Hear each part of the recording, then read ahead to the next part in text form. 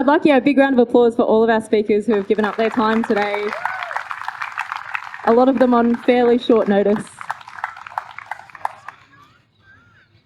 Oh yeah, absolutely. We've got show and tell of humus oil as well. So if you'd like to go and have a look at it, there are some buckets there if you'd like to get your hands into it. So before we part ways, I'd just like to say I've done a head count roughly. I reckon there's about 70 of us. That seems all right. 70 people, yeah, we're a nice little crowd, okay? Pretty nice looking crowd too, I might say. But I think what I need to remind you is that 2 out of 3 Australians think that Australia needs to be doing more on climate change. That is what the research says.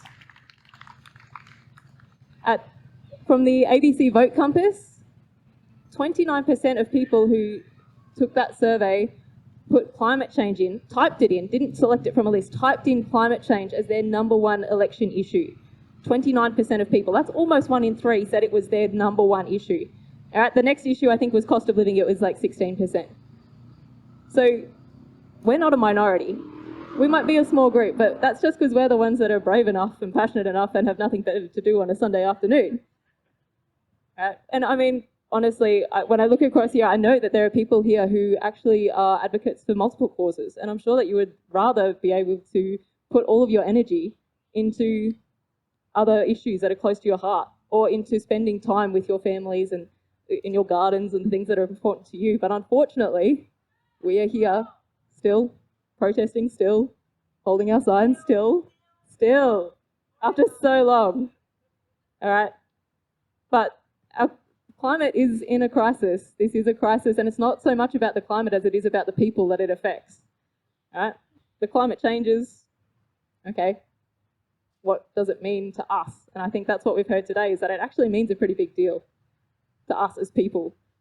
And the solutions, well, that comes down to us too, us as people, whether that's from the top down, from our politicians, our decision makers, or whether that's from the grassroots up, from our community groups who work together, who know what they can do within their own society and their own community.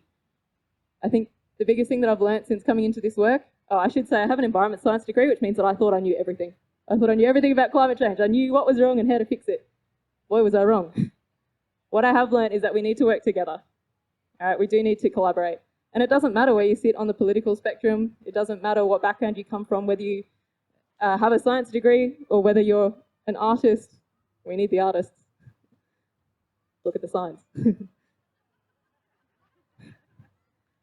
We need everyone, okay, in this fight. And we actually need this fight to not be going on forever. We can't afford for that to happen. 2030 is 8 years away. 8 years. That's not very long. I had a memory come up on Facebook the other day, 9 years ago. I was at an AYCC protest. We used our bodies to make a giant fish to say, save the reef. We thought we had it sorted. So in 9 years' time or 8 years' time, we can't be at the same place. We need change. Yes, we want it done the right way. No, it's not going to happen overnight. But we have each other. And just think of those 2 out of 3 Australians who can't be here today. They're too busy. Whatever. We have to do it for them because they care. So thank you from the bottom of my heart and from everybody here. Thank you so much for taking out this time to come together. Thank you to the candidates for coming and listening. It's really appreciated.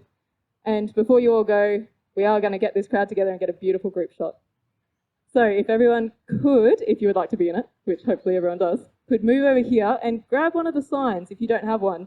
The yellow ones